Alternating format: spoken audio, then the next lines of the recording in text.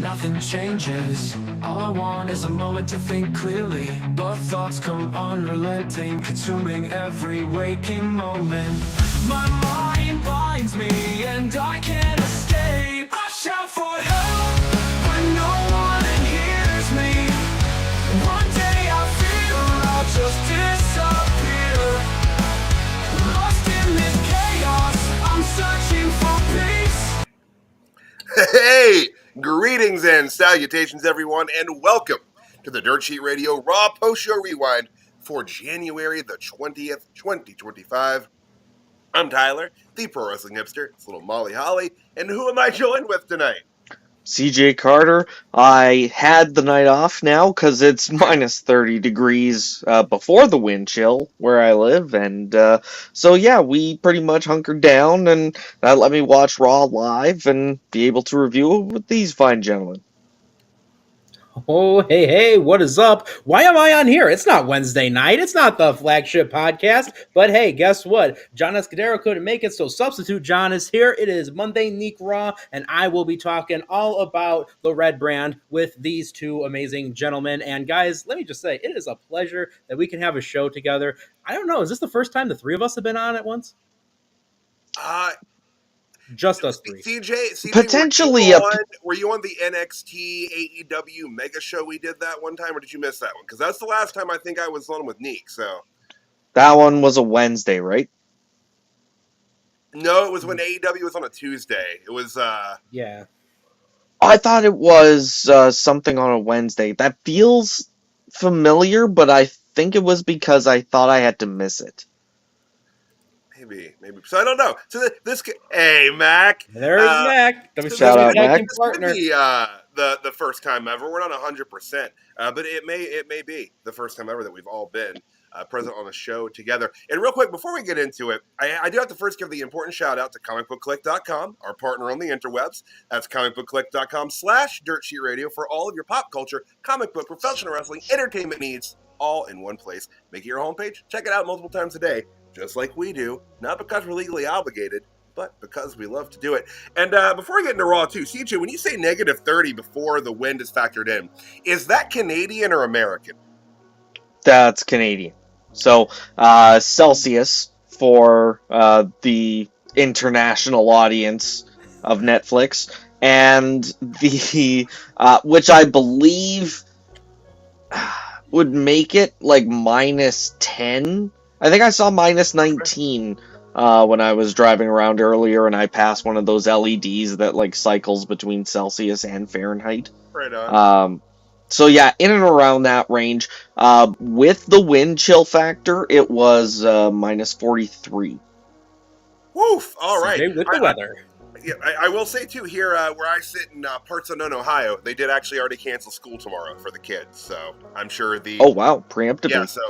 so I'm sure that probably 3 out of the 4 kids can probably kind of hear me right now. But hey, it's Monday. Ooh, that's a surprise right there. A surprise to be sure, but a welcome if one. it pops up behind me, let me know. Hey, absolutely. Short drive over here, get to Illinois, the Windy City. It is absolutely freezing, and on top of that, this is giving us new meaning for Netflix and chill. Am I right, fellas? Netflix and freeze. Oh, poor Mac, no tits left. That was the second daddiest joke tonight behind CM Punk saying that he could not see John Cena throwing him over the top rope. I actually popped at that. But let's get into Raw, guys. Let's start with the main event, as we typically do. Tonight's main event was a WrestleMania rewind for us. Drew McIntyre with Seth freaking Rollins. You got what you expected out of this match. Solid Raw main event. Not quite, obviously, the caliber of performance they did at WrestleMania, but they gave him a fair amount of time, 17 minutes, which, pretty good for a TV-length main event. Seth Rollins getting the surprise pin here. Very abrupt finish to the match. And woo, Drew McIntyre was incensed by this, and he commences to wail on the Monday Night Messiah until Sami Zayn kind of makes the save, because it ended up with him hallelujah kicking his buddy Seth there. And Seth was really pissed off, and I don't really understand why Seth was that angry, because first of all, this type of shit happens all the time. Okay? 2, he's going to be able to see the video. He'll be calm within like 20 minutes. He's probably fine now. But yeah, so a little kind of post-match angle there with that. So we'll see what happens with these 3 guys going forward. But gentlemen, what did you think of this main event and the post-match angle that they had after? The match itself, I thought, was fantastic. Like you said, a lot of what we'd expect out of a match with McIntyre and Rollins. Different than the match we got at WrestleMania. I don't know if it was because it was Raw instead of WrestleMania, but it just had that different feel, probably because the title wasn't involved. I thought it was interesting, like, throughout the night, like, we were chatting back and forth about the differences between the international Netflix and Netflix in the US. We get different segments that the US crowd doesn't. Did you get a segment of Zayn running into Rollins backstage? Yes. Okay. So I think part of the storytelling element is obviously going to be, hey, earlier on in the night, we were cool.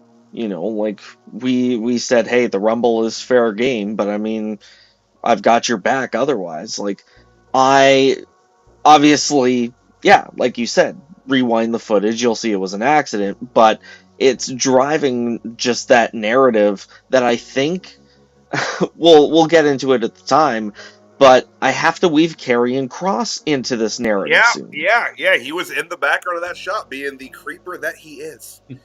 And, again, talking about international broadcast differences, we'll talk in a bit about a promo that Karrion Kross had, that the U.S. audience just had to sit and watch commercials during.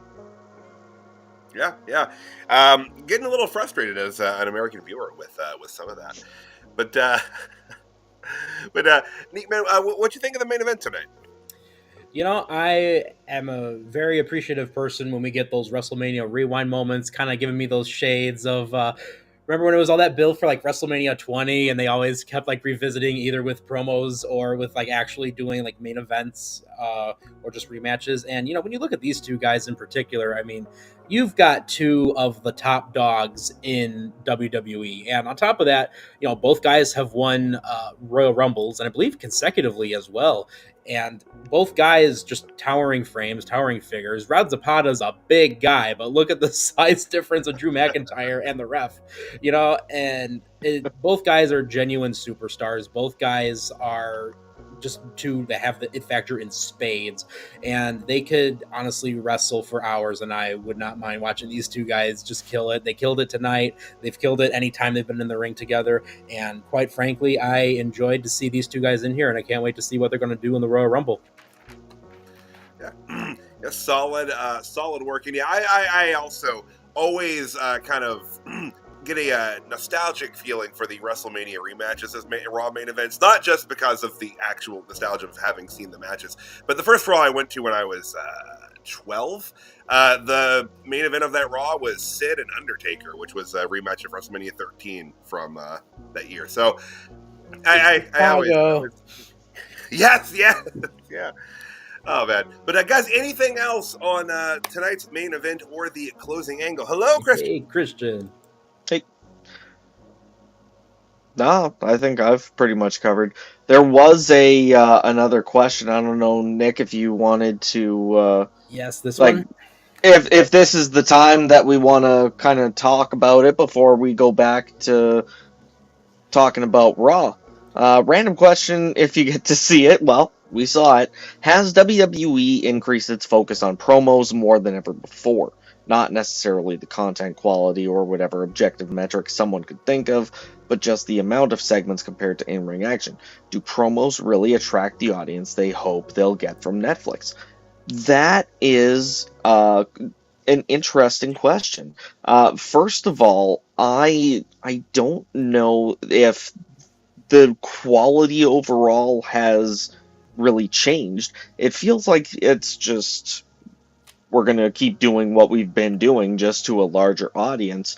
But has the number of matches changed between broadcasting on USA and streaming on Netflix? Like, has there been a rather a decrease of match time in favor of more promos since Netflix? It has felt a bit more promo heavy.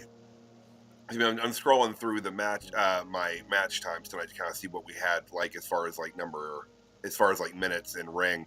Because I mean, they're averaging closer to that 2.5 time frame. It looks like every match except for Pure Fusion Collective and Damage Control went at least 10 minutes, and there were 5 on the card tonight. So I mean, that's actually, I don't know, it feels on par with what they were doing on a regular Monday night with the 2-hour shows. But I will say it has felt like it's been broken up by more segments, probably especially from the international perspective where you're getting those extra interview spots, which I will get to the CM Punk when we get to, but I kind of question if that CM Punk one was supposed to air in the United States, because it felt structured just like all of the international interviews have been, but I digress. I almost wonder too. Sorry to interrupt you. If like Lee Fitting is just kind of pick and choosing, like when something's airing, and he's just like, you know what, maybe we could just have this one be international. And he's like, well, okay, I think we hit our quota there. We'll just air this for everyone. It's CM Punk. Right, and that could have been it. That could have been the decision. Looking at it like, well, this was planned to be this kind of interview, but because even aspects of him talking felt almost like it wasn't like being aired live. It felt kind of house showy in a way, like really like trying to talk him into the building for the Royal Rumble. But, which I also wonder if there's something they're maybe trying to test out. Admittedly, I'll confess to you guys, I'm slightly a lapsed Raw fan. It's been a couple years since I've consistently watched it. I mean, I've caught up on it here and there, but it definitely feels a lot akin to when I kind of fell off a couple years back, to where we have super promo heavy segments. And I think the only real thing is there's a variety, at least in the backdrop. It's not all happening in the ring or, right, with the backstage interview, or like, I appreciated how the CM Punk segment, for instance, was out there with the crowd and had its own unique sort of like segue to get into that. That's something I think if they are going promo heavy, I'm glad that they're kind of changing up how they do it a little bit, and they're Right. changing that presentation a bit. I'll have more to say on the Punk promo itself. I'm assuming we'll just talk about the promo itself later on. Yeah, Yeah. absolutely. So, but yeah, the promo quality I don't think has really gone up or down with Netflix. The whatever objective metric someone could think of. But yeah, like I think the match number um is pretty sorry, my brain shut down. Is pretty consistent across USA to Netflix. Yeah. Yeah, absolutely. I mean, on the SmackDown show, because that's one of the ones I cover, is they've literally just taken SmackDown and stretched it out to fill 3 hours. They haven't changed like the match number. It's still roughly 4 to 5, just expanded. Uh, And they're raking in the money for it. yeah, Oh, extra yeah. add extra ad revenue. Extra ad All right, revenue. you got that right. Speaking of extra revenue, fellas, Christian's typing in, who are 5 former WWE stars that could leave AEW in 2025? Well, I don't know. yeah. Yeah, of course. Miro coming back as Rusev, I could see that. Malachi Black as Aleister Black. I mean, there's easy 2 right there. Uh, Believe it or not, there's not a whole lot of former WWE stars, at least ones that you can really classify as like, hey, this is truly a Right. WWE guy. Because at a certain point, where else were certain wrestlers supposed to go, you know? Yeah. Yeah, And I there's mean, places to work. we talked about the topic of WWE alumni, I guess, hitting the independent scene, making a living. We talked about that yesterday on the first episode of CJ and Tyler's weekly wrestling roundup. With Roundup, of course, W. with a W. If you haven't seen it yet, it was a great time. Definitely go watch it. It's on our socials. Anyways, getting back to Raw. I think that at least as far as um, like speculation, I just don't, unless it's seen on TV or on Netflix with my own eyes, I'm not gonna believe it. So it could be like, oh, Cope is actually fed up and leaving. I don't care. You know, he's gonna show up at Dynamite the next day. I know that it's dumb. Well, we'll be sure to answer that question on the Dynamite Recap show this Wednesday. Oh goodness. Oh, please do. But back into this evening's program. Monday Night Raw came to us live from Dallas, Texas, at the American Airlines Center. The show opened as it typically does, with Michael Cole running everything down as wrestlers are shown arriving into the arena. This was cut abrupt as they cut to some footage as Rhea Ripley entered earlier in the evening and was attacked by Nia Jax. There's a very found footage-esque shot there. Very frightening. I mean, I wouldn't want to be attacked by Nia Jax. Backstage or anywhere. I don't know if you guys saw that kind of found footage Kane Pixels film Oldest View. It's like the rolling giant going to grab Rhea Ripley.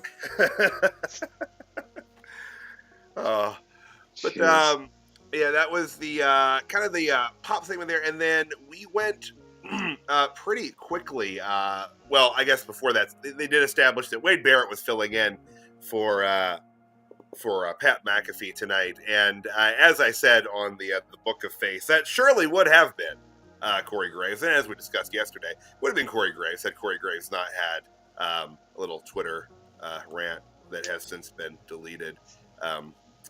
No new news on Corey, by the way. With over the last 24 hours, still holding steady. But yeah, so Wade Barrett filling in for Pat tonight, and we cut to Jey Uso making his way into the arena. And Jey didn't get to talk too long with this opening promo here before he was interrupted. He went about a Rey Mysterio amount of time before being interrupted. And out came Gunther. And Gunther got some good shots in tonight. I feel like Jey performed much better opposite Gunther on the microphone this evening than he did last week. I really thought last week there were moments where Jey legitimately looked like he was about to cry. Maybe on purpose, maybe not. I don't know. But last week, Gunther smoked his ass on that microphone. And but he had his own tonight. Solid opening segment. What did y'all think of tonight's opening promo segment between the world champion Gunther and Jey Uso? It didn't do enough for me to think that Jey is still going to be able to beat Gunther. It definitely gives me hope that they're going to eventually give him the title when it's his time, but it's still Gunther's time. Right. And this didn't give me any sort of hope that, oh, maybe Jey can. It's still reality is Gunther will be beating Jey Uso. Yeah, I like the line where he called him a useful idiot. Was one of my highlights from Gunther's promo. Yeah, I mean, I have to agree with you, CJ. You hit the nail right on the head. Nothing here really did anything for me, and that's not really a knock on either one of these guys. But, you know, when I'm looking at this image in particular, that is a world heavyweight champion. Just the whole presentation, the whole presence, and not that this doesn't look great. This looks awesome, but when it just comes to the shine that Gunther has, I just feel it much more with him having that aura. And maybe it's just a symptom of the last couple weeks with nothing really hitting from Jey Uso's side. I don't know, but yeah, like you said, CJ, this just didn't hit how I wanted it to. Yeah, we'll see how he does on Saturday, and I guess go from there. Yeah, and I agree with y'all. Like, this did nothing to perceptively change who's going to win this match. I mean, there probably are some Jey Uso super fans out there that are like, yeah, like he has a shot to win it, but it's like, no, it's I think pretty clear cut that Gunther will be retaining. It's going to be this. Yeah, it's basically like, God, it just irritates me to no end though that he doesn't wear socks. I hate that so much. Like, he's a heel, and I get it, but God, sometimes it's the little things that really piss you off about a wrestler. But they after the two jawed, they brawled, and so we'll see what happens Saturday night. But I don't think it's going to be Jey Uso's time. Like, not that Jey Uso couldn't be world heavyweight champion on Raw, but I do think it would take a confluence of injuries at this exact moment to actually make that happen. Several people would have to be knocked out of commission, I think, for that belt to actually be put around his waist. Not that it won't happen eventually, and I hope that Rikishi didn't hear me say that because he's going to be so mad. Rikishi doesn't like to hear he wants him to withdraw already. He's blocking us as we speak. Oh, no. Not the first time. I mean, if Caesar were here, he would be bringing up right now that Karrion Kross has him blocked on Twitter, so... Well, I'm sure by the time we talk about Karrion Kross, is he hopping on tonight still? Maybe, I don't know. See, Caesar had a little bit of a migraine, so we're not sure if he's going to make it in tonight. But... It's because he heard I was going to be on. That's not what happened. It's easy all the time. But moving on through the show, we had backstage the New Day making their way around, and they were approached by JBL. And, JBL, started kind of talking him up, and then it swerved into him really talking about how much everyone loves Big E and just wants to see Big E. They tried to sway JBL by putting $2 in his pocket. And after he pissed off New Day and they walked off, he asked if he got to keep the $2. Guys, JBL's hanging out from his home in the Bahamas here, where it's, not sunny all the time. Why JBL? Why is JBL here tonight? Mac. Come on, man. I like, too, the way JBL's dressed. He always coming out looking like he's Justin Hawk Bradshaw again. I genuinely was like, okay, JBL, black leather trench coat. Come on, give it to me. Monday Night Raw, here we go. And then he walks out in, a JBL suit, and I was like, kind of disappointed. Yeah. Yeah, I mean, it's I don't know, the things they pull him out for I'm always surprised by, because there seems to be no real rhyme or reason as to when JBL appears on WWE television. Because, I think was the last time we saw him during the men's breakout tournament in NXT. I think so, when he nominated Josh Briggs. Yeah, yeah. Wait, no, that had to be after, like, his time with Baron Corbin, right? Oh, no, I thought. Oh, was the Corbin stuff after that? God, guys, it all blends together after a while. It really It's been does. a while. Point Couple is, years. JBL is brought out sparingly from his home in the Bahamas. I think he lives in the Bahamas. You know, one of these days Well- we're going to get his hat so CJ can eat it. One of these days, I'm gonna live up to that. But yeah, literally just because he was in Texas, or Yep. he's the Texan and they're in Texas, so Gotta give him the Texas yeah, guy. gotta bring JBL in for that. But sticking in the backstage area, we had Kathy Kelly interviewing Bayley, who was talking about making her official move back to Raw, and that it feels good. This is where she started her career after leaving NXT, and she then declared herself as an entrant into the Women's Royal Rumble. Nia Jax bombed into the segment, as she has a tendency to do. Talk some smack, and this just kind of set up for their match that they would have later tonight. Gentlemen, anything on this interview segment? Notice too, these are the only two women currently announced for the Women's Royal Rumble this year. Oh, goodness gracious, that Rumble's like happening very, very soon too. Yeah. I mean, obviously, we'll see more on SmackDown Right. this Friday, and I mean, expect a bulk of the women's roster in the Rumble is the general expectation in that match, anyways. And Jordan Grace. Jordan Grace is going to be in that Rumble. And yeah, of lots Jordan flex. Grace, of course. Powerhouse. Stay away from Tessa. Specifically that comment of Mac, the brand split means nothing, just get rid of it. I disagree. I think that when everything hits Netflix, it's not going to matter as much, but as long as the CW wants their distinctive brand of NXT, and if USA is commandeering certain stars, then, you know, I think Raw and Netflix still have to play along. Yeah. For now. For the time being. All right. So before the next match, as JBL was still making his entrance to be on commentary, they showed some professional bull riders there. So also little cowboy JBL tie-in there. Oh boy, shiznits. I will say this. It was Mason Taylor and Austin Richardson and Matt West, who apparently is the professional bull riding announcer. I'm saying that because I wrote their names down. So so there you go. I've never, haven't really watched rodeo in quite some time, and anytime I see PBR, I assume it means Pabst Blue Ribbon. Yeah, that's what I was thinking. So like that's where's the lawsuit on that for like marketplace confusion? You know, if the WWF went after Vince back in the day for the World Wildlife Fund and all that, like this is worse. I feel, but hey, whatever. Maybe PBR sponsors PBR. I don't know. Yep. I was literally a second away from saying it, you son of a bitch. I'm so sorry. It's because of the -30 temperatures up there. It's just slightly. Yeah, it slowed me down. Freeze it up a little bit. Just enough. Just tad.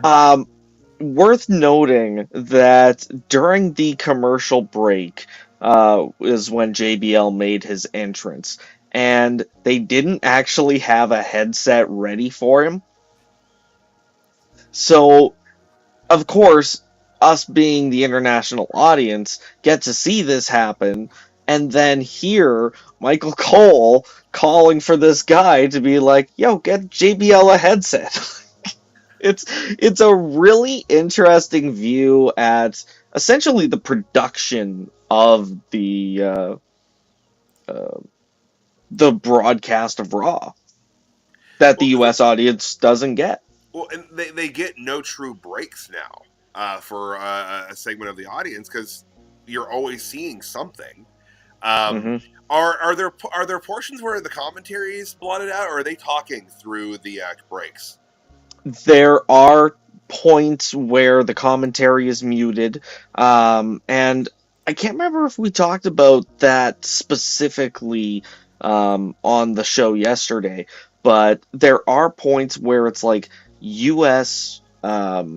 Doesn't like U.S. sponsors don't necessarily apply internationally. Okay. So a lot of the time, there's just periods where something should be like I should be hearing Michael Cole talk, and I'm not.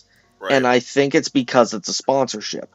Interestingly enough, and I'll talk about it when the time comes, I think they accidentally censored a Saturday night's main event ad, and I think someone might have got their wrist slapped. Well, we'll see. We'll see. So back to the ring there. New Day made their way out to the ring. I think Ray made his entrance before the commercial break. I might have missed that there. Yes. Yeah, he did. Yeah, he did, and then after the commercials started, JBL's music hit. So New Day comes out. They immediately call for their music to be cut, the lasers to be turned off, the video to be turned off the screen. And my God, the boos that they were getting tonight. This heat is wild. Like, we're talking about Dom level. Not quite Hulk Hogan from a few weeks ago level, but definitely in that Dom range. Wild heat. Like, it ramped up even more so than I thought they were going to be capable of here. And I like this. I like the stripped down presentation that they're coming out. Kofi's basically just like wearing jeans and tennis shoes in the ring. No flash, no pizzazz, no mustache. Still no pecs. That's a low blow. But I always say the same about Jericho. It balances out. It's true. But I like this presentation. I like this approach as a heel act. Deny the audience everything that they actually loved about you and wanted to interact with. And that's something I can absolutely get behind. But, to that point, that is why I think Kofi should have won this match. I think that he was in a great position to really capitalize on the fans' heat more than Ray needed to capitalize on their hate to fuel his, adulation. Yeah. And really the most surprising thing about that was that Rey Mysterio won a match. Like a single match. Like, right. It's been a minute. But yeah, I agree with you. I think that Kofi should have won this with this heel act and ramping up the aggression side of it. New Day does need to start getting, some more wins back under their belt. Went just about 11 minutes. And yeah, during the course of the match, Xavier got ousted. And after the match, came back and, started, mollywopping Ray. But yeah, they're going to be feuding with the LWO then. Very hard slam there. Oh my God! Oh yeah, Power bombed himself. Yeah, it was actually outstanding. Like if you haven't seen it, head over to the Dirt Sheet Radio main page on Facebook. John Escudero shared the clip of this over there. But Ray power bombed himself. Like, greatest luchador to ever live because he power bombed himself. Like, who can do that? Okay, but I also noticed that it might have been a little bit Kofi's fault too.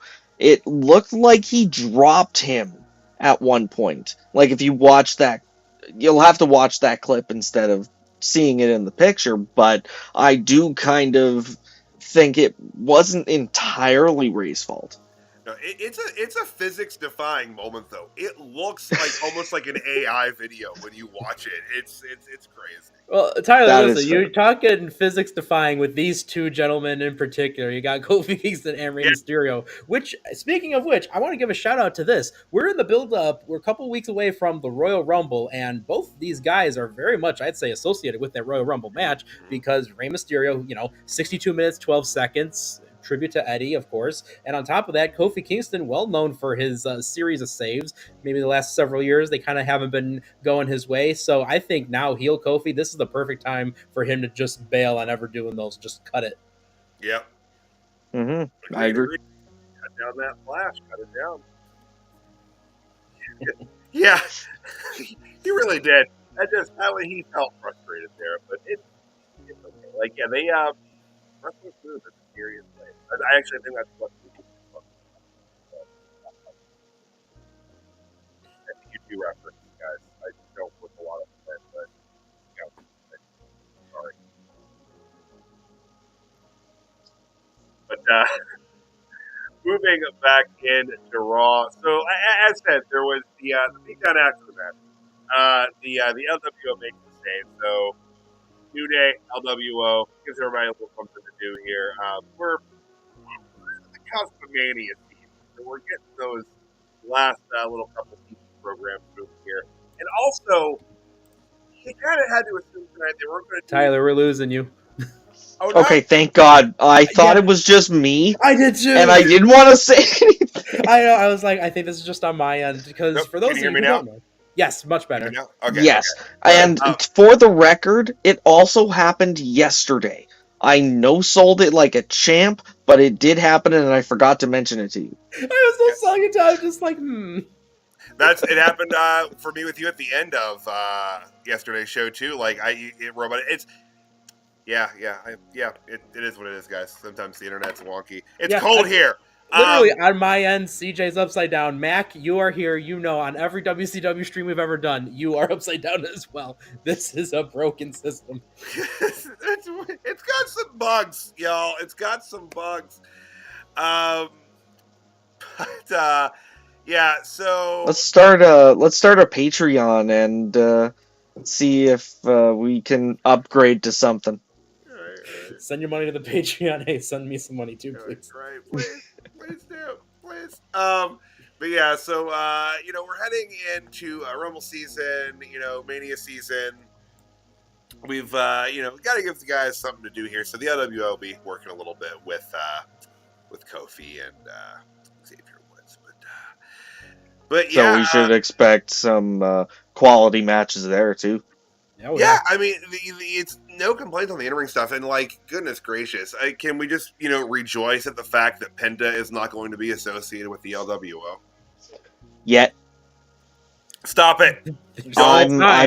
I'm just saying, like, don't speak it into existence at all. No, they stopped short from it, so credit where credit's due. That's because they're waiting for Phoenix, right? Oh damn!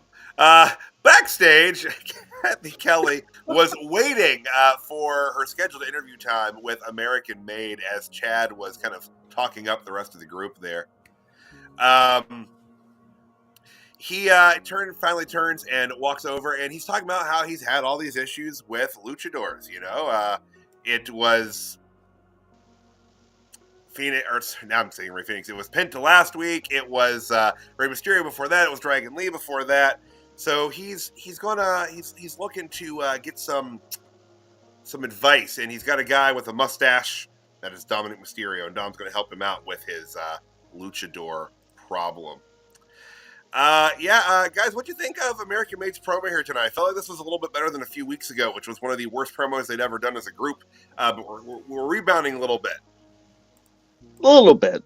The thing that I think weirded me out the most this week was Brutus's laugh. What the fuck was that?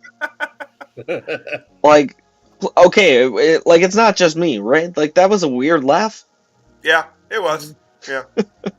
I do think that as far as promo ability, Ivy Nile has improved the most. Chad Gable has always been a good promo too, and even both the Creeds impressed me down in NXT. Even if Julius has felt a little bit flat at times, so hopefully he's still able to develop that a little bit more. But he's still come a long way from his time in NXT. The idea of them setting up a championship dynasty,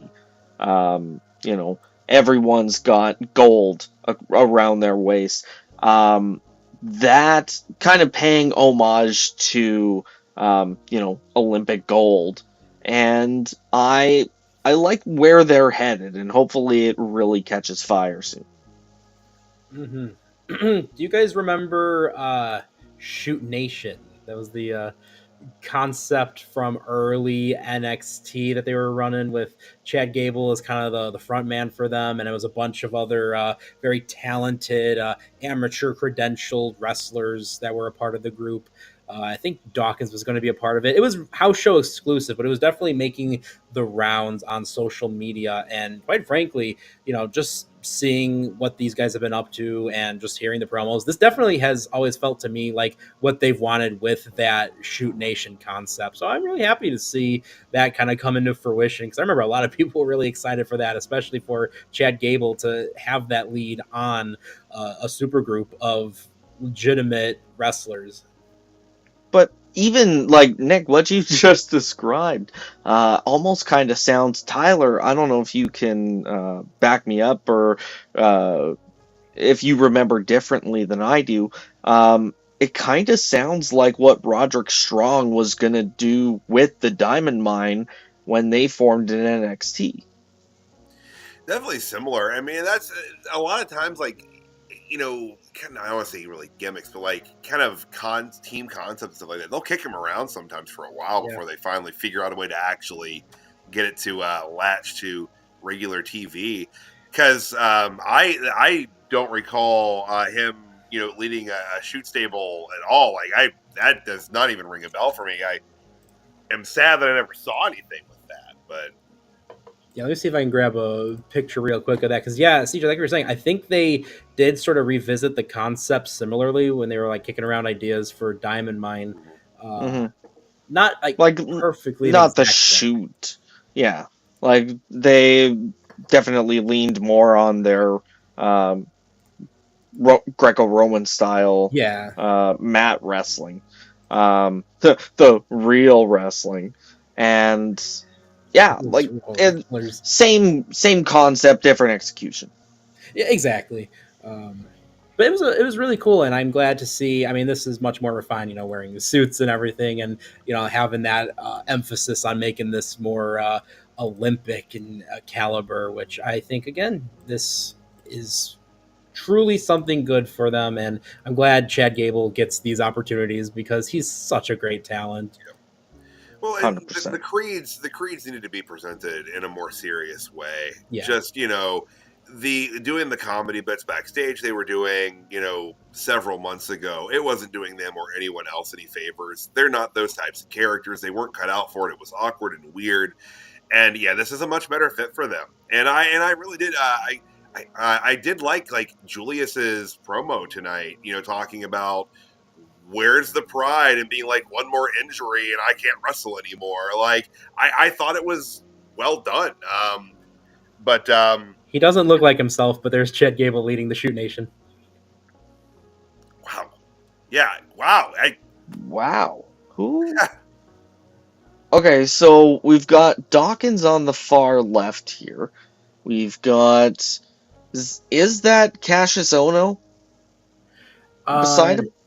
No, that was oh gosh, what was his name? He was a part of the early NXT period for a while. Let's see.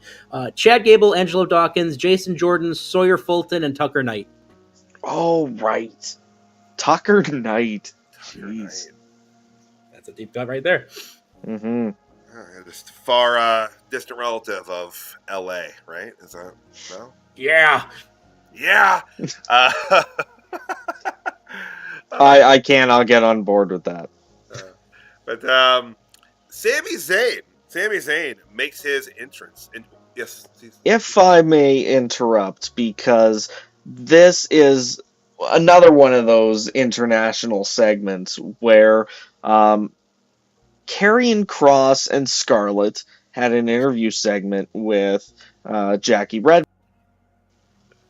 Sorry, bless you. Godzilla. Thank you. I did manage to mute myself. That's what I was trying to time. But I have to give Karrion Kross props in this promo, and God forbid Caesar's actually watching this right now. He starts out this promo by saying that he had 4 espressos, that he broke a bunch of baseball bats with his bare hands, and that he and Scarlett threw a guy down the stairs, saying, quote, "It was very romantic." And I just loved the execution. It was absolutely wonderful. If they post it on their socials, absolutely give it a watch. But he talked about the Wyatt Six moving to SmackDown. Jackie Redmond asked where The Miz was, and he very sternly said that he was on assignment. So whatever that means, if maybe he sent The Miz after the Wyatt Six over to SmackDown, maybe we see that on Friday. But he also talked about the Rumble. He teased a little bit of a feud with Sami Zayn. And then Sami started making his entrance during this commercial break. All right. Again, we're missing so much. Like, so would you say that in this Karrion came across a little bit more in vein of how he comes across in his social media posts, which is always like much more comfortable and much more charismatic? I don't follow Karrion Kross on social media, but he's he really does, clever like, online. He really is. And Brad honestly, Armstrong his philosophy, right? it's what I'll say is that he really showed personality, which is great for Karrion Kross. Like he nailed it. So if you're entertained by his social media posts, yeah, try and find this promo, and I'm sure you'll be entertained. Have to check it out. But as CJ said there, so Sami making his entrance out of the break. The international is obviously getting to see the Karrion promo. Yeah, real quick on this picture too. Like, I want to know what Maxine was so like frantically pleading with Natalya about. Give me your Rumble number, please. Right? Like, oh god. But Sami Zayn makes his way out, and Sami, he declares that he will be in the Royal Rumble match this year. And he started, cutting a pretty impassioned promo about, 14-year-old himself, dreaming of being a pro wrestler and making it to the top tier. And he was interrupted by his good buddy, Kevin Owens. Kevin Owens with his very cool Winged Eagle title. And I love that Michael Cole specifically mentioned, he's like, although you're seeing him hold this championship, just in case someone watching Raw doesn't watch SmackDown, he's not the actual champion. He's just holding this because he beat up Cody and took it. Cool Bret Hart jacket, by the way. Yeah, that looks awesome. Mm-hmm. That's sick.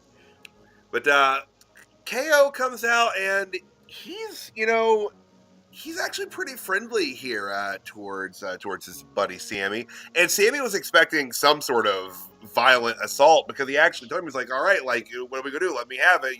You're mad because I helped Roman. And Kevin actually said that there was a difference between Cody tagging with and helping Roman and Sami doing it. And Kevin also talked about how Sami overlooks things that Kevin's done to him. He's overlooked things that Roman's done for him. And not just that he overlooked them, he forgave them because Sami's a good guy. He said, you're a good person. That's what you are. And he predicts that Sami Zayn will win the Royal Rumble to face him in the main event at WrestleMania because he obviously believes he will beat Cody. And he told Sami that he knows he's going to win the Rumble because he has his back. And then he left with no physical confrontation between the two. So is Kevin Owens going to cost Sami Zayn his spot in the Rumble? Is that what's going to happen here? Like, are we going to get Kevin Owens and Sami Zayn again?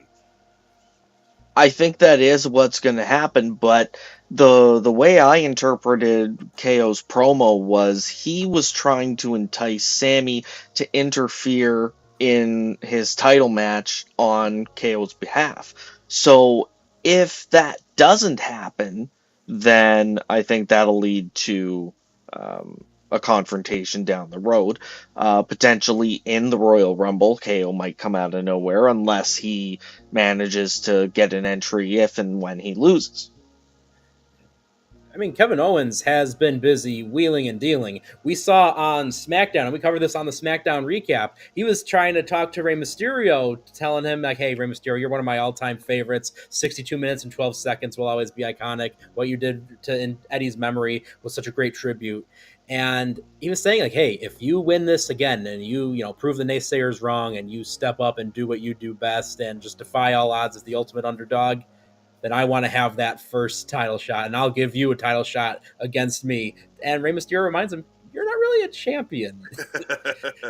So I think he's trying to get some sort of a prospect and forming some alliances and getting very strategic with the different participants in the Royal Rumble. Because when you look at the 9 guys in the men's Rumble right now, it's pretty stacked thus far. And with 21 slots remaining, and there's still such a big echelon of great talent on the roster, there's going to be a lot of great potential opponents on there for anyone who wants to take on the real Winged Eagle champion, of course.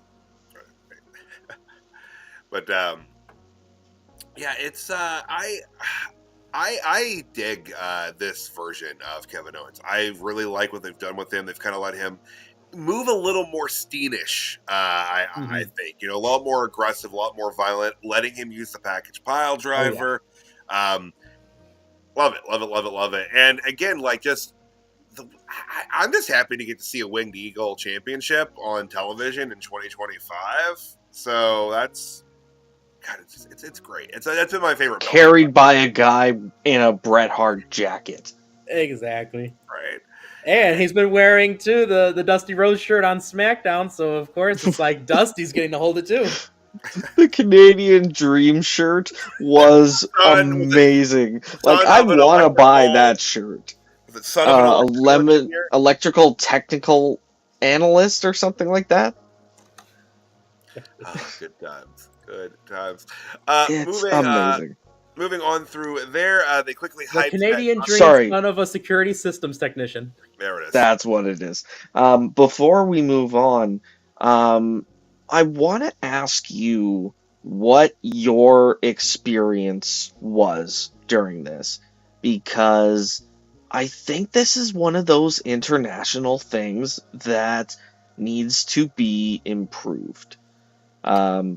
Essentially, from the end of this segment onward, like, what did you guys get? Was it an ad for Saturday night's main event? Mm-hmm. Yeah, they talked about Shawn Michaels moderating the contract signing. Yes, I believe so. Okay. Commentary was muted. We got 0 graphics. The shot on screen was the exterior of the arena, and the only reason that I know that it was a Saturday night's main event ad that was being played was because of that branded music, the din din din din din din, or whatever the fuck it is. So I think this is where someone at Netflix got their wrist slapped, or they tried to get their wrist slapped and there were negotiations.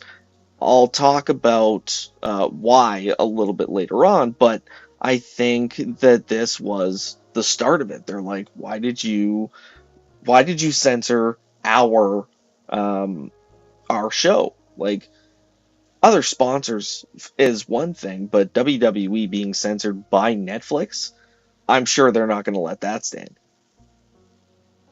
No, I can't imagine so. But yeah, so we did get it was a little video package talking about Shawn moderating the contract signing for KO and Cody's match at the Rumble. HB Shizzle. I'm always, I cover NXT, so like I get to see Shawn on a somewhat regular basis, but it always makes me happy to get to see HBK running around. Well, not running around. I don't think he does a lot of running these days, but kinda. He still shimmies a little bit. Yeah, just a little. Backstage, Kathy Kelly was interviewing Sheamus about his Intercontinental Championship match on Saturday night's main event against Braun Breaker. Again, this is kind of, they've gone to the well a few times on the Sheamus has never been IC champ thing. So we're doing it again. So Well, and the only note that I had was give the man his damn Intercontinental title. Like, if only so that we can just say we did it and be done with trying to sell this story. Here's what I'm going to say. Give it to him, and then immediately after, give it to another man that hasn't had it before. John Cena. Give it that on that retirement tour. Boom. just move it down the line. Hey, everyone, you need it? Okay. And you need it? Hey, listen, that's what they did in 2001. Like, hey, Albert's going to get it? All right, great. He'll have it for a week. It's retribution because Sheamus beat John Cena to win his Yes. first WWE championship. Oh, we are taking this full circle. It works perfectly. Beautiful. It's It poetic. rhymes. Yeah, Full circle, like the world on the Intercontinental title. it's beautiful. And the world in real life. Mm. Don't say that to AJ Styles, okay? I'm not saying it's flat, Brian. I'm just saying there's some interesting stuff to read online. Damn. Phenomenal forearm. I can't see the curvature of the earth when you're doing a phenomenal forearm. It's flat.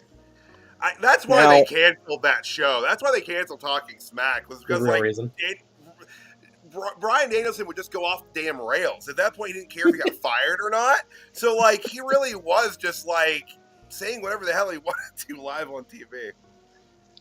I think that its saving grace was obviously The Miz and his infamous promo on Daniel Bryan. But yeah, it kind of ran its course. Good times, though. Right. Good times. Good times, guys. So it was after this segment that we cut to a commercial break, correct? Yes. I believe so. So this was an interview segment with Ludwig Kaiser on the international broadcast, and he talks about Sheamus getting an IC title match at his expense, and he does give Sheamus credit, but he knows he'll get there, and he says that the people here know that he's a future champion, and that gets a heel reaction.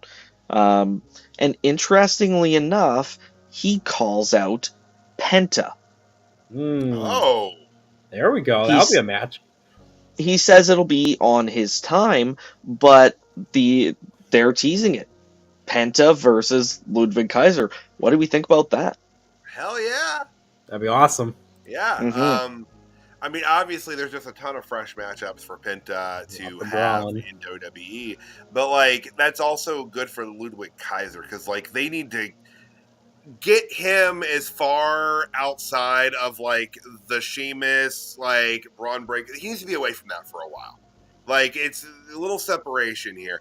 So that's fantastic. And again, irritated that didn't air here in the United States. That Netflix person in charge, their face is the exact same as Jackie Redmond's right there. Jackie Redmond had some great expressions tonight during these interview segments. 100%. Go Canada. Okay. So they had a quick memorial graphic for Bob Uecker, who passed away this past week. Obviously, a WWF alum. Iconic imagery of him being choked by Andre the Giant. Like that's one of those images as a kid. Like it's just like indelibly marked on my brain. And Every WrestleMania. Mm-hmm. Yeah. When I was saying, I felt like it was. Oh gosh. It was on the old WWE 24/7 ads. Yes. They were on all the DVDs when you pop the DVD in. So it was on all of those. So I think that's probably another reason why it's really Play, ingrained. rewind, relive. I remember WrestleMania 22 so vividly because I had the deluxe edition on. God damn it, Mac. So I distinctly think of that clip being played underneath "I Dare You" by Shinedown. I dare you to. Oh, we heard that a lot. I was there. They played it all night long. It's just embedded in my memory now because I've watched that WrestleMania so many times. Wrestling rewires your brain. I think that's It does. a safe thing to say. Also Oh true. man. All right, so ahead of Bayley taking on Nia Jax, we had a Roxanne Perez sighting at ringside. So a little Monday Night Roxy. Woo. I'm, as a NXT coverer and mega fan of Roxanne Perez, I was very glad to see her get a little Raw shine here. Obviously, this being part of the program they're moving into with her and Bayley on NXT, which I hope is the program that eventually brings her up to the main roster here very, very, very soon, because there's nothing really left for her to do at NXT. But we got Bayley taking on Nia Jax here. Guys, I haven't really said this about a ton of Nia Jax matches, but holy shit, this was a great match. I thought it was really hard hitting. I was surprised actually that Nia won clean here. Was not expecting that. Bayley got some good offense in, some good aggression, doing Nia Jax's bonsai drop, crossing the arms, the whole thing. That was great. Didn't get the involvement from Roxanne Perez that I was quite expecting. She did throw a bit of a hissy fit getting wrangled by security there at ringside. I think she kicked a fan out of their chair during that as well, inadvertently. I saw the clip on Twitter a couple times, and it looked like she kind of knocked him a little bit as they went down there. But Nia Jax getting the win in just around 14 minutes, and we did have a post-match segment here as well. Before we get into that, though, gentlemen, what did you think of this match here tonight? I have to agree with you, Tyler. Ever since Nia came back, she has greatly improved. Like the fluidity of her moves, being able to utilize her size in a way that's not like Dangerous? yeah. Yeah, she has definitely improved as a safe worker, and got not my megastar of the night tonight, but I would be remiss if I didn't give her props. Yeah. I have to take back a lot of things I said about her over the years. But to be fair, when I said those things, she was dangerous and wasn't that good and did have her job only because of who her cousin is. Hey, listen, I want to take this up a notch. Oh, see, CJ, what are you going to say?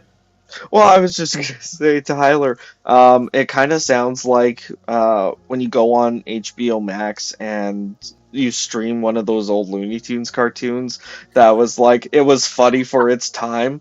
It was a it's product of its time. It does not reflect the current views of the pro wrestling hipster. Exactly. You need one. Oh, God, that's going to be a meme now, isn't it? It has to be now. Yeah. Hey, listen. With your face over Bugs Bunny. I want to take this up a notch, guys. Like, I'm thinking back to the Nia Jax Danger Zone era. I've been in the Danger Zone. I'm thinking... Do not associate Nia Jax with fucking Danger Zone. Please. And thank you. All right, listen. I'm going to go on that Danger Zone right now because 10 years ago, I think roughly around there, almost, I think in December, TakeOver London, Nia Jax versus Bayley. That was a match that really showed me what Nia Jax was truly capable of. And that was not even like before a lot of those like real dangerous incidents did happen.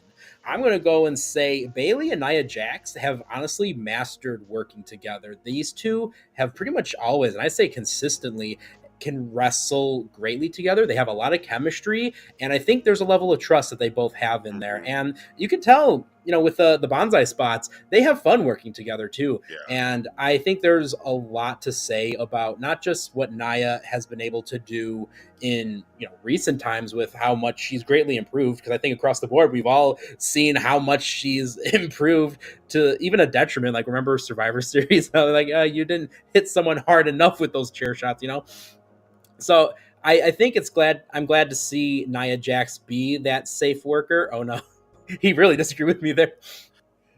But I think it's great that we're able to see Nia Jax be a continuous safe worker nowadays. But at the same time, I really want to give her and Bayley credit, because for over 10 years now, I can say I have watched them do absolutely magical things working together. Yeah. It's the Back, improvement is CJ. just astonishing. You got your back, CJ? I think you might be muted. And Tanya, it's cursed. It's Evie Mux. The only EVs I like are Pokemon. Yes, Evolutions, baby. Let's bring them on. Wish I could find some charismatic evolutions. Good grief, it's hard out here for a collector. It's hard out here. That's why I gotta contribute to our Patreon. Right? But yeah, I'm gonna have to go back and watch their match from that takeover now. Just again, it's also wild to me that we're talking about Bayley a decade ago. Like somewhere in my head, she's still, the new crop of women wrestlers. It's like no, Right. she's the old guard now. She's a vet. Like she's helping set up and prepare the next group of outstanding women's wrestlers. But Cody Rhodes has called her the locker room leader, and like you were saying, I remember a time when she was this like new rookie that was just jumping in there, and remember everyone was talking about, hey, look, they got the wacky waving inflatable tube men set up on the stage. She's gonna debut, and now she's a locker room leader. That's wild. It's crazy. It's just crazy. It's just like a decade. Like, man. A lot can happen in 10 years too. Yeah, and it just is what I get. It's one of those things where you just kind of take a step back and just be like, God, I'm getting old. Mm-hmm. You there, CJ? Oh, Hope to. We lost him. Oh no. But after the match, we stick had around. Cut out the first time. Was I? You are here. You are here. There is a slight lag. Okay. But we can hear you. We can hear you. It's just not quite matching up. It's like an old kung fu movie. Okay. That is unfortunate. I feel like it's about to drop out again. I think I will say goodnight and maybe try again in a couple of minutes if the situation improves. Actually, now you look pretty clear now. Oh. Yeah. The threat of me leaving seemed to fix my internet. Now I can't see Neek moving at all. Is he faking it? I don't. No, he's not blinking. Is he playing? No, he's not blinking. Oh, son of a bitch.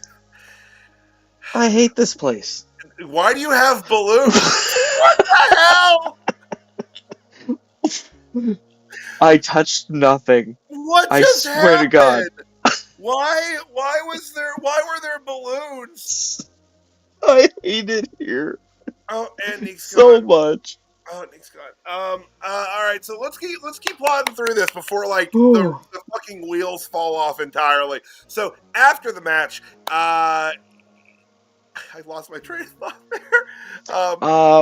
I don't even know where we were at. All right, so we're at the end of Bayley and Nia Jax. Rhea Ripley comes tearing down to the ring, looking for a little bit of vengeance from what occurred earlier in the night at the start of the show. And the two brawl for a bit. They're pulled apart, and Rhea challenges Nia Jax to a match at Saturday night's main event, which I'm sure is official by now. Oh yeah, I think they did announce it. They had that the segment before the end of the show, the Saturday night's main event tease, or the card tease, I guess. Right on. Which, since we're talking about it, we might as well talk about it now. That, I think, was the result of the quote unquote slap on the wrist. This promo, or the Michael Cole talking about Saturday night's main event and Wade Barrett, the two of them running down the card, that was not muted. But what I saw was not Saturday night's main event graphics. Okay? So where they show it? They were showing. Do you remember seeing the exterior shot of a cameraman, obviously on a boat, floating down a river? Yeah. That. Oh. the entire time that Michael Cole and Wade Barrett are hyping Saturday night's main event. So, whatever 80, 90 seconds of time, that's all I'm seeing. Michael Okay. Cole. Michael Cole. God bless him. He's building this event. And I'm just like, Texas is cool. Nice boat. Nice little boat you got there. Oh, I laughed so fucking hard, man. Oh, they'll get it worked out. I mean, it's still this was Mm. week 3 of Netflix, so there's still some bugs, little ghost in the machine there. Goodness, plotting through the show here. Just when you thought you weren't going to see a Judgment Day segment, boom, Judgment Day segment. Here we are, baby. Finn Balor not present this week, and Liv Morgan taking that opportunity to talk a little shit about how listening to Finn isn't helping anybody win right now. I don't know. This is a random observation, but has Liv Morgan come across progressively more stoned to anybody else every week, or is it just me? I don't know specifically stoned, but I do kind of pick up what you're putting down, like the character execution is just a little bit different. Mm-hmm. Was it around the time she lost the title? Because, I mean, that really could just be all it is I don't just know. a I minor felt like character tweak based on her, quote-unquote, betrayal by Dominic, I want to say trying to suck up to Rhea Ripley. I felt like I was perceiving it a little bit before then, but it might have just been since then. Again, things kind of blend together, because of progressive stonings. So this happens, guys. This is real life. But Sorry, just while we're still talking about Judgment Day, I didn't realize that Finn was actually injured. Oh, like actually injured, or just to not have him on TV right now? Well, I had to Google it, and this first thing that comes up is Sportskeeda's talking about Dominic Mysterio replacing Finn Balor. The paragraph, Finn Balor had a huge match to finally end his feud with Damian Priest. Unfortunately, he was injured after taking a bad fall from the top of equipment into some boxes. Priest was still not done and continued the match, attempting to end the Star's career. He eventually won, and Balor was injured.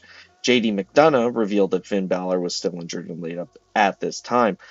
Is this a legit injury, or is it a Selling the street fight? Yeah, because I mean the way it reads in this article is, oh, he's just bumped up and he'll probably like, it reads to me like he's gonna find a way to interfere next week. Right. So Maybe not like patched up enough for a full-fledged match, but they're enough to be physical. mhm. Could we be seeing the return of the Demon? I hope not. Like, this version of Finn Balor, it works for me, and I don't think that it really... The last time we saw the Demon was versus Edge at WrestleMania, correct? And I think that was the only time that we really saw the Demon in even years. Yeah, he doesn't. I don't know. I felt like he was trying to distance himself from doing that. Yeah, and I mean, it felt not good, but okay with doing the match with Edge as the Demon, because at least you had the escalation. Right. Like, you've already had the one-on-one encounter, but then eventually, okay, WrestleMania, you gotta go big for the rematch. Yeah, get the Demon involved. Right. And it did allow him to kind of showcase what a Judgment Day themed Demon would look like, probably just to get people off his back. Right.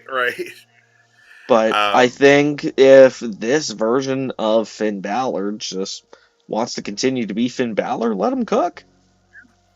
Yeah, it took a little while to get rolling, but I enjoy the character he's been portraying here. Chad Gable during this segment was given via a little piece of paper. I'm assuming the name, number of some luchadorian master, but he said he was on his way to learn the dark arts of lucha. So I just had to laugh because he's like, Dominic Mysterio is going to solve my luchador problem. And then Dom's solution is just to pass him off to someone else. yeah, Trademark Dominic. I love it. yeah. I La hope it's Parka, let's go. Yeah, Parka, that'd be so great. I love that. I'm unfamiliar. La Parka from like the old WCW days. Oh, yeah. Okay. That makes sense. DDP Sorry. dressed as him one. Going back. Fair enough. I'm younger than you. It's true. Most people here at the DSR family are. Just kind of rub it in a little bit. It's okay. It's all right. But as the segment ended, I do have to point out because Carlito makes me chuckle. He like leaned his head onto Raquel Rodriguez's shoulder, and she just like bumped him off, and he jolted away. I love the will they won't they with him and Raquel. I hope this continues to be a thing. I love that you call it a will they won't they, because it really feels more like Carlito is the will they, but Raquel is they won't. And they really won't. Yeah, it's really more of a will they? Absolutely the fuck not. But like, Yeah, your mic's cutting out again, buddy. No, it kind of feels like you're underwater a little bit, but without the. How about now? Okay, yeah. Okay, I think the music just kicked back on. It might have crossed me because I can hear kick back on. Yeah, I hear the music again. I haven't heard it for like. I just noticed that there was music at all. It was gone. It came back. Sam. But like, had it been here earlier? Yes. Yeah. No, this is I'm pretty sure this is the first time I'm hearing the music at all. It's wild. It's wild here in EP Bucks. Oh, okay. That's interesting. What an interesting way to do that.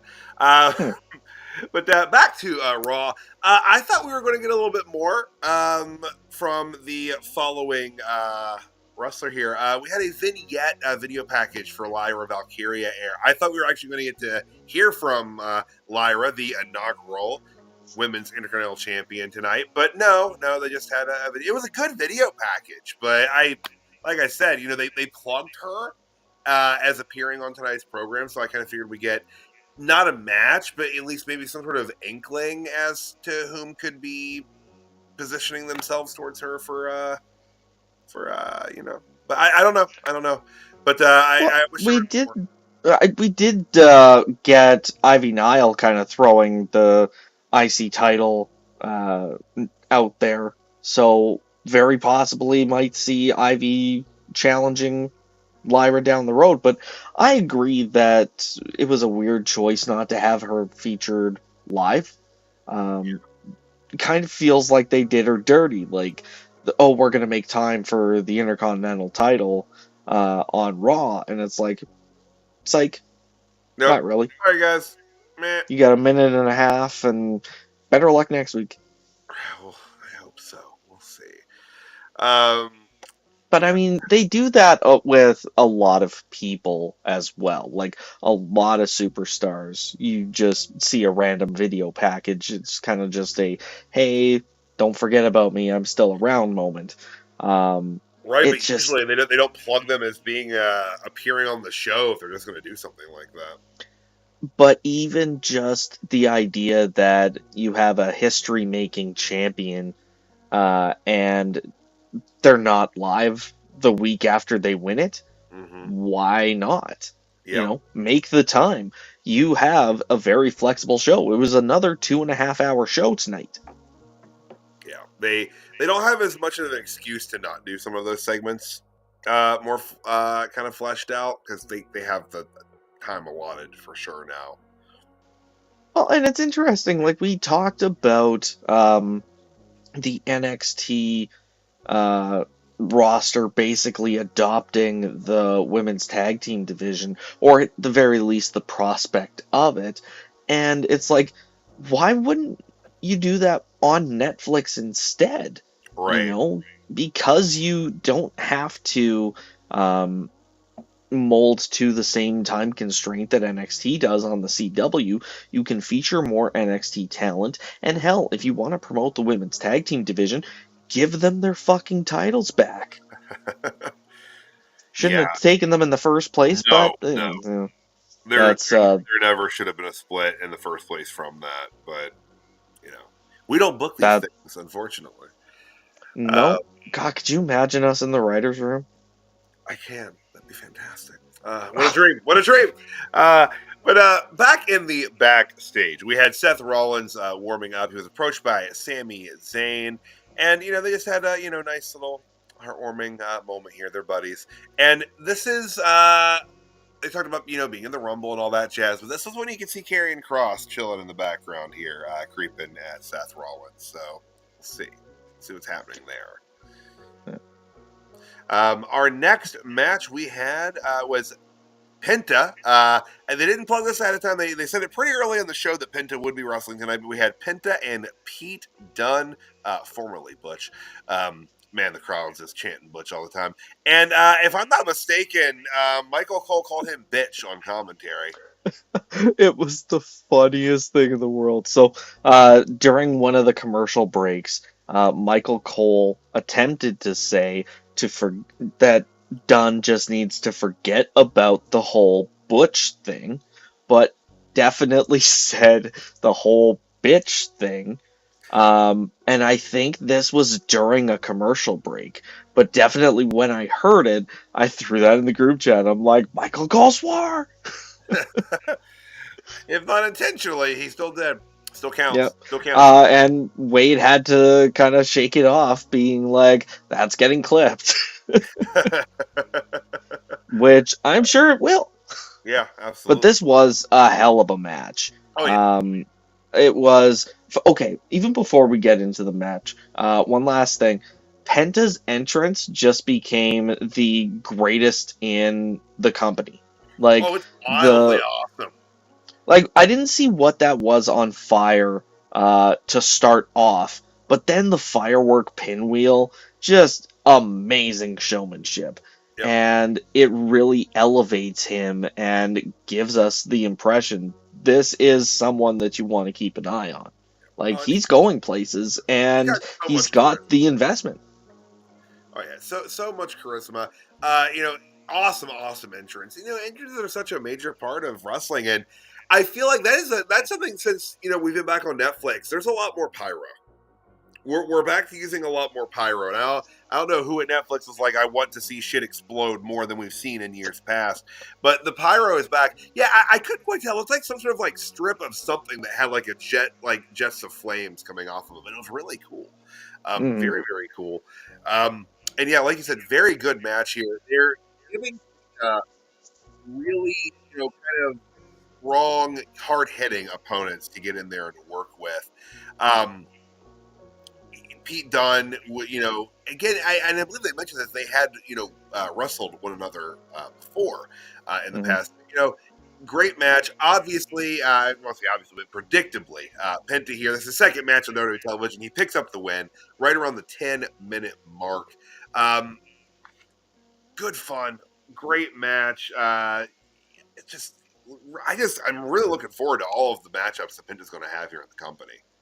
Oh, and even, like, if they do swap him over to SmackDown, or even just a brand shakeup in general, like, when you factor in the rest of SmackDown and the rest of NXT, like, the potential for high-quality matchups is even more. astounding. Mhm.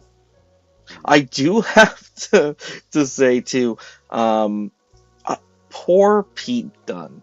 Like, it obviously, yeah, he wasn't gonna win this match, but Michael Cole kind of alluded to it when you came back from commercial break, that Pete Dunne was cutting a promo and he got cut off. You remember that? That did not air here. No, like after the commercial break. So there was some promo, like a pre-recorded video, and then Michael Cole is on commentary.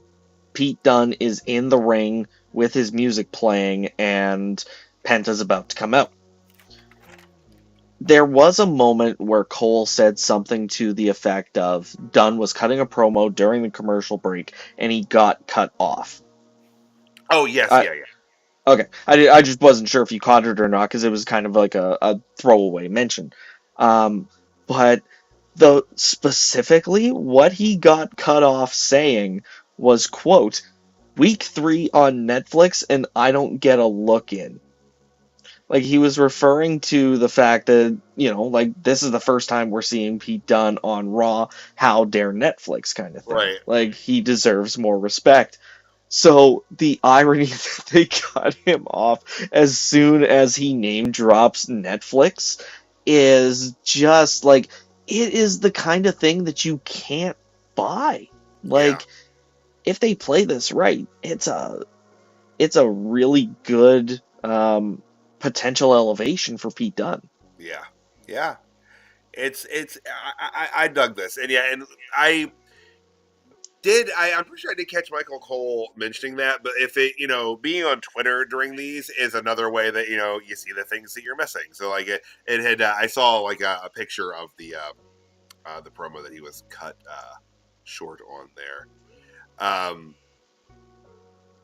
Oh wow. Ooh.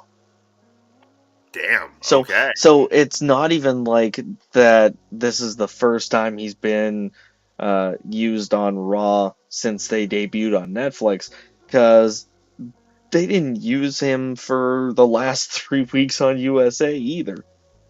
Good grief. Yeah, it's he's understandably upset there. We haven't seen him since last year.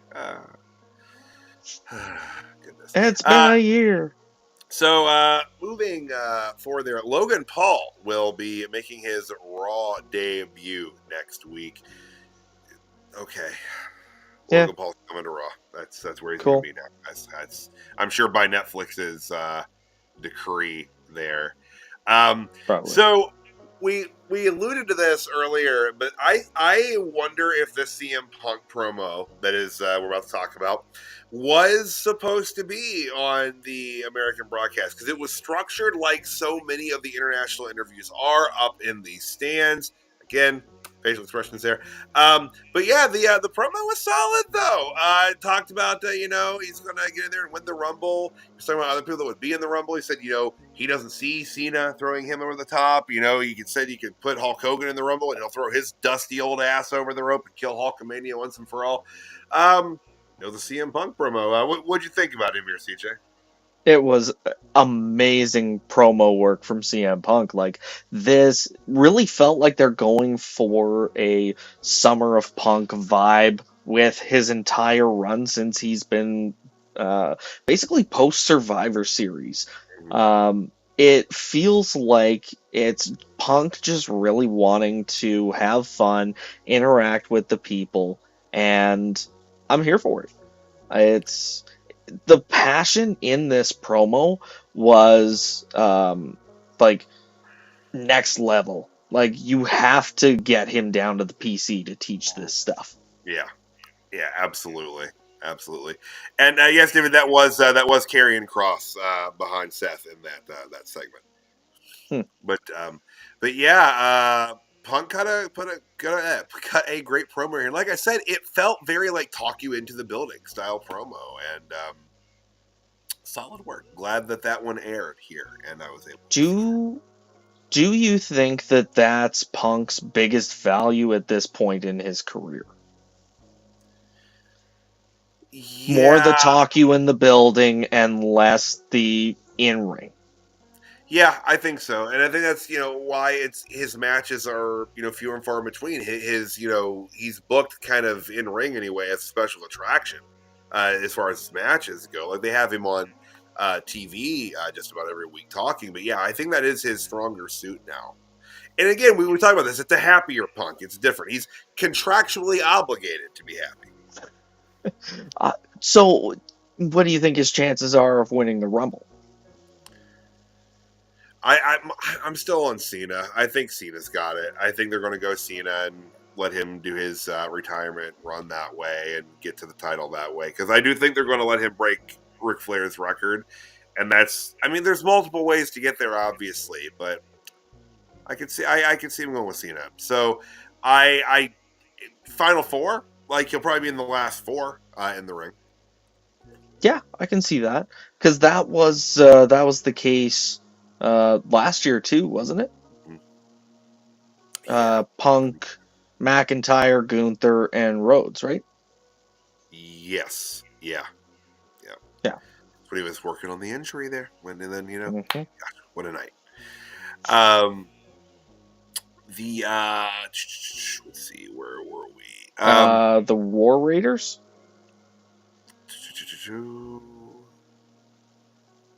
I might have skipped. Or was that another commercial break? That might have been a commercial break thing. So, the War Raiders, at this point in the night, for me anyways, they cut a promo kind of talking about their match against the Judgment Day, but they distinctly talk about kind of being, they reference being told that, doctors said you're not likely going to get back in the ring, and here they are with the tag titles. So it was very standard, sort of white meat babyface promo, but it did have some weight and emotion to it, and I'm obviously a bigger fan of this version of their team than when they were Vikings. Yes. So hopefully they find a way to really do them justice and not just hand the tag titles back to Judgment Day because it's the Judgment Day. Right, I agree. I'd rather those belts not go back to the Judgment Day, if at all possible. But again, would have loved to have seen that promo. Yeah. There is, and it makes sense that Triple H, being a part of that and probably taking some of his booking philosophy from that. I always felt that during the Attitude Era, which I will say I think is often looked at through incredibly rose-tinted glasses. Nostalgia is a very powerful thing. However, one of the philosophies of that era was everyone has something to do. There's not wasted talent. You were being paid. You're getting used. If you're not hurt, we're going to find something for you to do on television every week. And I think that benefited a lot. It kind of forced everyone to have more developed characters because people were getting more reps all the time. And they were fighting for, obviously then they were fighting for rating times. They were looking at the minute-by-minute numbers in those days. And if you didn't get higher ratings for your matches, hey, you weren't going to be high on the card next week. So we'll see who gets the nod in the background next week. Right. Oh man.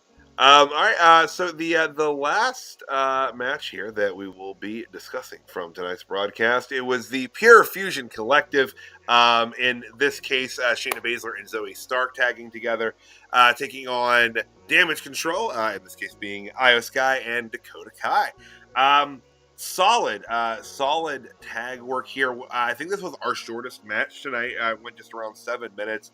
But Dakota Kai and Io Sky win the match here, which I would say would be expected, but I keep thinking they're going to put more oomph behind the Pure Fusion Collective, and they don't. So, well, and I think part of it is because they want to build Io as a potential number, like a really first ballot entrant for the Rumble. Like, they want to position her as one of the most likely options. So I think if you have even a tag team loss heading into the event, that's not a good look. Yeah, that makes sense. That makes sense. I mean, sometimes it's unavoidable. Like, I'm sure Nia Jax heading into the Royal Rumble isn't going to want a loss to Rhea Ripley at Saturday night's main event, but Right. sometimes that's just how it goes. Yeah, it's sometimes you get a little more booked into a corner a little bit than other times, but that makes sense on the outcome of this. But yeah, and like you said, them trying to boost Io makes sense too because she herself picked up the pin for her team here. Solid match though. The thing is that hmm people just don't really react for Baszler, Stark, or Deville. And I don't know why not. Like, it feels like their presentation should work. Morning. Not quite morning here, but we're getting there. It is in the Um, AM here in Ohio. It's 12:30 in the AM, so it is technically morning for me. my part of Canada, we have 28 minutes to go. But anyways, um, I don't know why they're not working. Like, I'm a huge fan of all three of these women, but something about their team just doesn't feel like it clicks. And Yeah. I haven't put my finger on it yet. I'm not quite sure either, but there is something that just is. It just doesn't pop. It doesn't have that like X of excitement to it. There's just I don't know. And like I said, like I'm a fan of all of their in-ring work. Obviously, coverage of NXT. Like I sing the praises of someone like Zoe Stark pretty heavily, but like God, the crowd just gives such a little reaction. And I don't know what to do to fix it, honestly. So hopefully they can figure something out because, in ring, they're all very good. They're all good. But maybe they need a better mouthpiece or something. I don't know. It's hard to say. That could be it too. Yeah. You get someone who really knows how to draw Thank you, that. Dan. There. Yep. I mean, I didn't want to say Paul Heyman because that feels like the easy answer. Like, of course, Paul Heyman is gonna get anybody to hate anybody, but It yeah, didn't work. It didn't work for Michael McGillicuddy. Wait, he wasn't Michael McGillicuddy then. that's when they made him Curtis Axel. Curtis Axel, yeah, it didn't really work for Curtis. That was one of the few times that the Heyman effect kind of fell short of boosting someone. And Ryback. Oh yeah, I forgot about Ryback. That's I wild. also I forgot actually about forget Ryback. about Ryback like entirely. It's ridiculous. Talking about, since Caesar's not here to talk about how Karrion Kross blocked him on Twitter, I can talk about how Ryback blocked me on Twitter. I mean, I won't tell the story because I already have. I'm sure multiple times by now, but it's Has he blocked? yeah. Goodness gracious, y'all just pissing off Wait, these is guys. blocked even still a thing on Twitter? I don't know, actually. Because I know that was a change that they're planning on implementing, but I don't know if they ever did. I'm not sure. I really only pop on there to get pictures for updates and stuff for these shows and Facebook and stuff. Oh, okay. Right. There we go. All right. But yeah, that takes us back up to the main event here tonight. CJ, before we hop into our jobbers and megastars of the evening, was there anything else you want to touch on tonight's episode of Monday Night Raw? I think the changes as far as Raw's presentation on Netflix has increased to the point that it helps me overlook some of the stupider aspects of the presentation or like some character stuff. I don't know if that's just me. What are your thoughts? Yeah, it's shinier. It's been shinier since it's been on Netflix, that's for sure. But is it like polish a turd, it's still a turd kind of polishing, or I don't know. Like, I don't know if, like, part of it for me is just that I know what season we're going into, so maybe I'm just a little more amped to start, like, paying closer attention. Not that I don't pay close attention to Raw, but, like, getting a little more excited about it week after week. There definitely was that excitement of the Netflix start. I think tonight was one of the Netflix era, which is only 3 episodes. It's definitely the most mundane of the 3, but and I said this to Caesar earlier tonight in a chat, but like they were going to do super crazy things tonight because the college football national championship game was tonight, and the dollars to donuts, they had more eyes than Raw on them. Here in the States, college football's huge. All the Pat McAfee fans went with them. Yeah, well, that's the thing. I mean, that's why Pat wasn't available tonight, was his, ESPN college game day obligation. So, I mean, and they even mentioned Notre Dame on Raw tonight. During a segment, it was in reference to, it's Laurinaitis. I always forget his first name. He played for OSU here too, but Animal's son. John or Joseph? Was it Joseph? I think it's Joseph. Thought it was Joseph. Yeah, I think it's Joseph. Joe, if you're friendly. Yeah, or maybe even Joey if you're really, on well with him. It's. I want to give them a couple months to find out where they really end up floating with Raw. See, what the average length is. Right now, we're hitting around that 2.5 hour. It was only 3 that first week. It's been 2.5. So we'll see how that stands up as well. And Triple H said that he had an average in mind that he wanted to kind of hit. And it feels like that average is about 2.5 hours.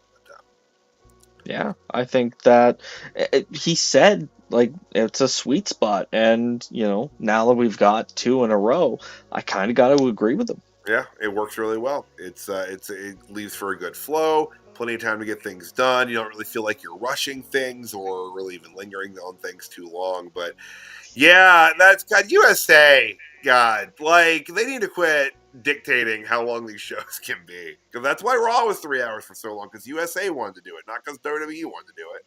Yeah. And I mean, you think about the difference where it's like, well, that's only less than half an hour of content, but still, that's a half hour of content. It really makes a difference. Oh, it does. It's hard to, something that you could tell. I mean, we talked about that a lot with Raw, and you said this, about SmackDown. Sometimes it just feels like they're just artificially stretching it out. Getting really repetitive. Yeah, I felt that way about several seasons of American Horror Story, where it's like they run 12-episode seasons, but it's just like you had story for 8.5 episodes. That's all you had. So you're really stretching it out. But that'll bring us into tonight's Jobber of the Night for January the 20th, 2025. CJ, my good sir, who is your Jobber of the Night for this evening?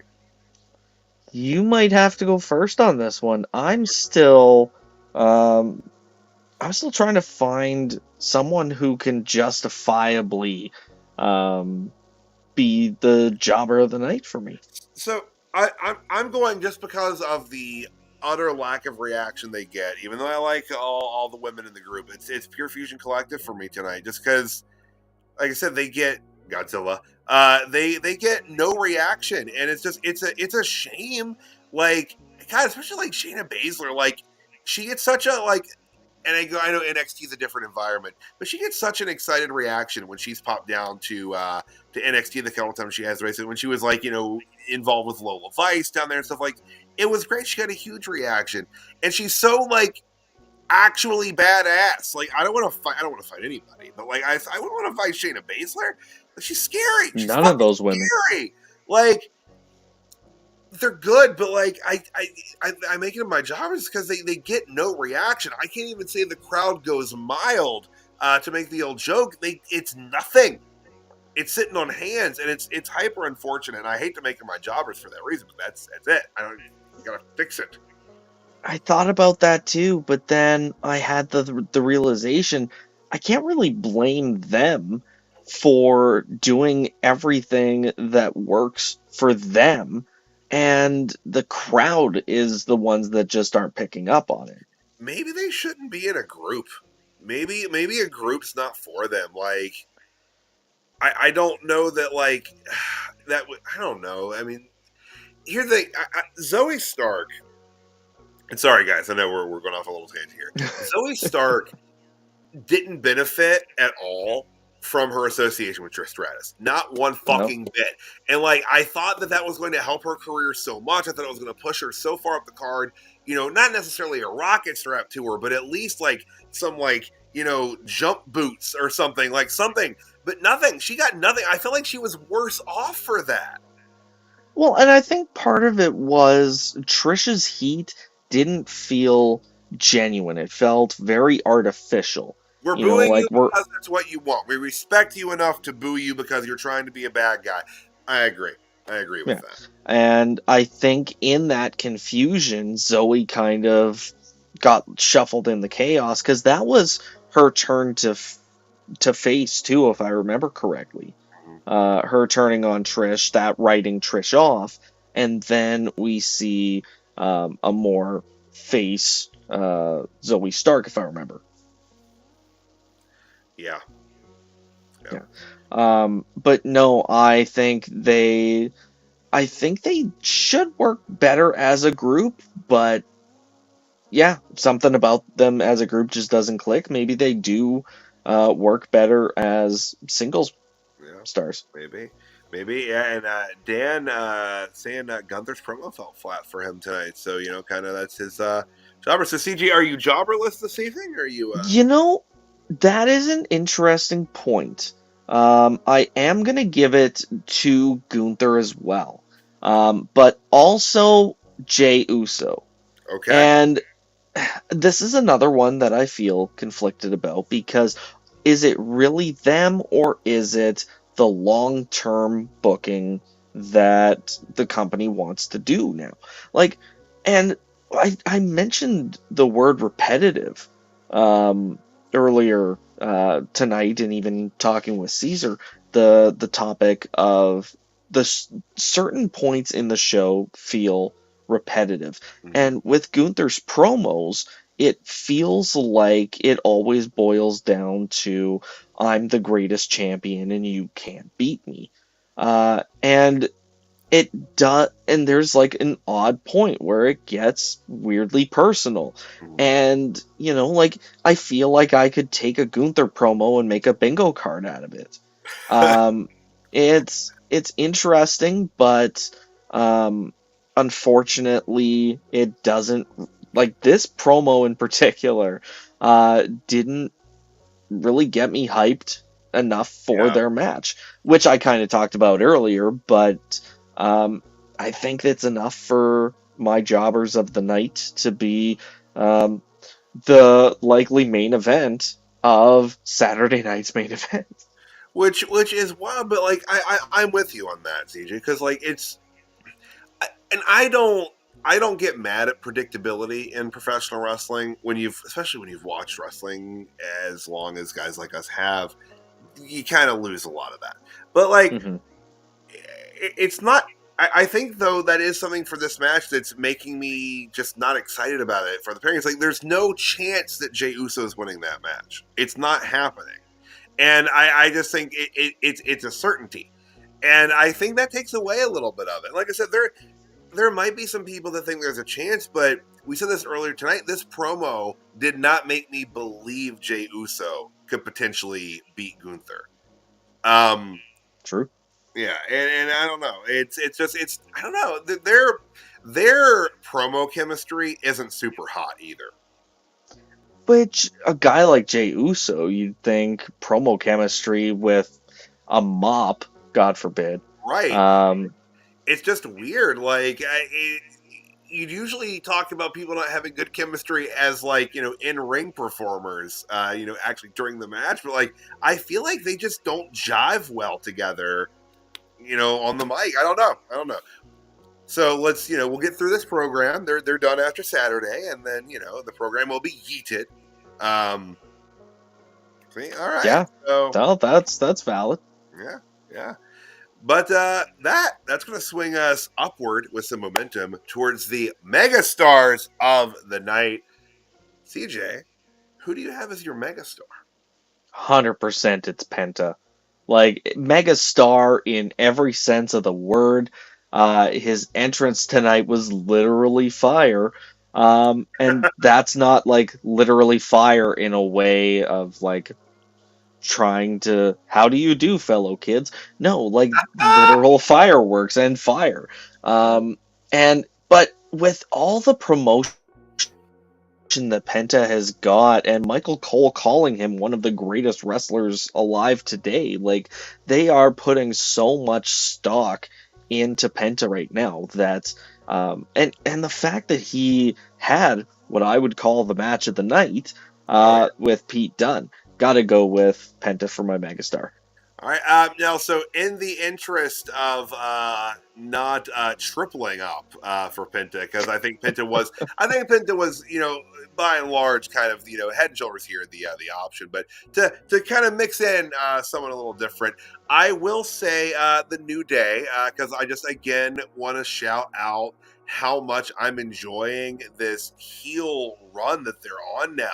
I was skeptical at first of them doing this, but they have changed their presentation up so much, going as far as to stopping their music and not even letting people feel remotely in the groove with that clapping and fun. I love that. I think they're doing a really good job here. The heat they are getting is insane. It makes sense, when you look at Big E and say you broke your neck, so what? Like, damn. Like, that's just cold. Like, yeah, and they're doing a good job here. And, as much as I was complaining about a year ago about Kofi wearing those weird box shorts that were, like, white and, like, tan with designs on them, this is a much better gear change up for him. Because, again, it makes it look like I'm just here so I don't get fined. That is the feeling. It's just like, we don't care about anyone anymore. We don't care what you think about us. We're not doing this for you. We're here because we're going to beat people up, and we don't want to get punished for not showing up to these shows. And that feeling, it's great. It's a great heel persona for them. Do you think that, and the only reason I bring this up is because I had the thought during the New Day sucks chants. Do you think that they're gonna ditch being the New Day entirely?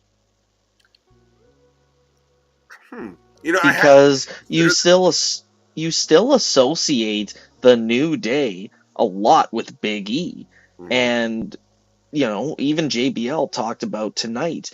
New Day, the star was Big E, so giving everyone a bad day.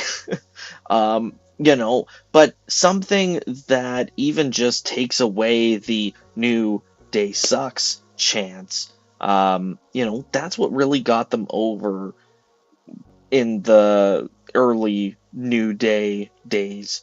So it feels like they are gonna have to address the very core of their team, like the New Day identity. How do you do that without a new moniker? Yeah, you're right. I hadn't really considered them changing the team name up, but they do. That'd be another great step. You're right. Remove that. I don't know what they call them. I have no idea. Maybe no name at all. Kofi Kingston and Xavier Woods. I think I would like that, actually, because we said a while ago that they've not really been the New Day without Big E anyway. It cuts us off. I didn't know that was a thing. 2 hours? Don't be on. It's rude. All right. Well, I mean, we've done our megastars.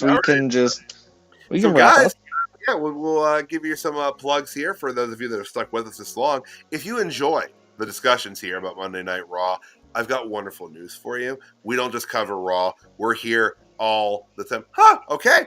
Good to know. You know what's ironic about that is that happened to WCW with Halloween Havoc that year. The main event cut off. There's some poetry again there. But we're here every single night virtually, especially during the week. But we're here Monday nights for Raw. We are here Tuesday nights for NXT. You'll be there, right, CJ? Me and you tomorrow night. 100%. Woo! NXT, baby. You know it. All right, on. And then Wednesday nights, they're there for AEW Dynamite. Thursdays for TNA Impact, which is much more involved now because with this NXT, WWE, and TNA official partnership now on paper. And then, of course, Fridays for SmackDown. And then Wednesday nights, if you're up super duper late, check out the flagship program, the DSR flagship podcast. They go late into the night. Otherwise, check it out Thursday morning. It'll be there with your coffee.